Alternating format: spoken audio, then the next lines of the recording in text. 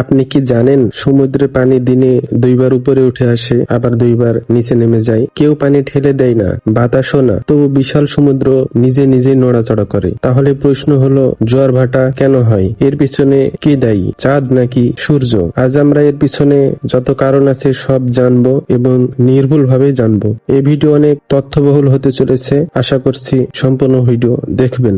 সমুদ্রের পানির স্তর যখন উপরে উঠে আসে তাকে জোয়ার বলে, আর যখন নিচে নেমে যায় তাকে ভাটা বলে। একদিনে সাধারণত দুইবার জোয়ার এবং দুইবার ভাটা হয়, কিন্তু প্রশ্ন হলো পানি উঠছে নামছে কেন? যদি হয় তাহলে দুইবার করে কেন? সমগ্র ভিডিওতে আমি মিঠুন রয়েছে আপনাদের সাথে, আশা করছি শেষ পর্যন্ত দেখবেন। জোয়ার ভাটার মূল কারণ হলো চাঁদের মহাকর্ষ বল। চাঁদ পৃথিবীর চারপাশে ঘোরে, আর চাঁদের আকর্ষণ বল পৃথিবীর সবকিছুকে নিজের দিকে টানে।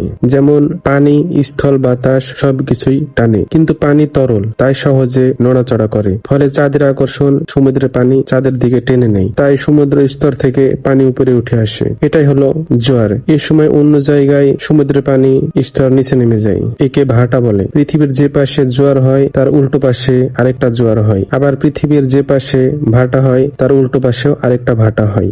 এই বিন্দু একবার ঘুরবে কিন্তু দুইবার জোয়ার দেখতে পাবে, আবার এই বিন্দু একবার ঘুরবে কিন্তু দুইবার ভাটা দেখতে পাবে। এখন প্রশ্ন হলো, পৃথিবীর যে পাশে জোয়ার হয় তার বিপরীত পাশে আরেকটা জোয়ার হয় কেন? এর কারণ হলো পৃথিবী ও চাঁদের ব্যারিসেন্টার। একটি রাবার কল্পনা করুন। স্থির অবস্থা এর একটি দৈর্ঘ্য থাকবে, কিন্তু ঘুরতে শুরু করলে রাবারের দৈর্ঘ্য বড় হবে, কারণ কেন্দ্র থেকে এখানে একটি বহির্মুখী বল কাজ করবে। ঠিক এই ঘটনাই ঘটে। চাঁদ ও পৃথিবী এই ব্যারিসেন্টারকে কেন্দ্র করে ঘোরে, ফলে এখানে জোয়ার হয় চাঁদের আকর্ষণের কারণে, এবং এখানে জোয়ার হয় ব্যারিসেন্টার থেকে বহির্মুখী বলের কারণে। চাঁদে যদি পানি থাকতো তাহলে চাঁদের এখানেও জোয়ার হতো। প্রশ্ন হলো, সূর্য কি জোয়ার ভাটায় ভূমিকা রাখে?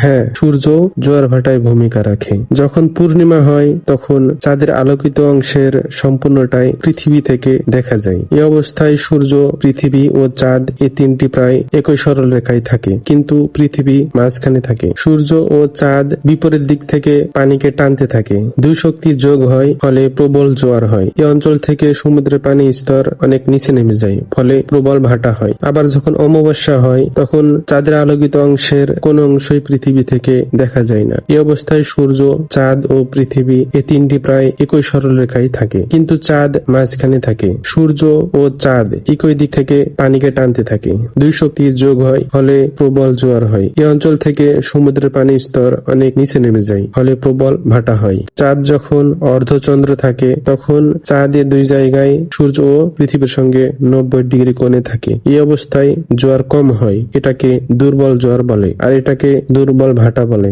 আপনারা অ্যানিমেশনের মাধ্যমে এই ভিডিওটি দেখলেন। ভিডিওটি দেখে অবশ্যই লাইক, শেয়ার, কমেন্ট করবেন। আর এই পর্যন্ত দেখার জন্য আপনাকে অনেক ধন্যবাদ।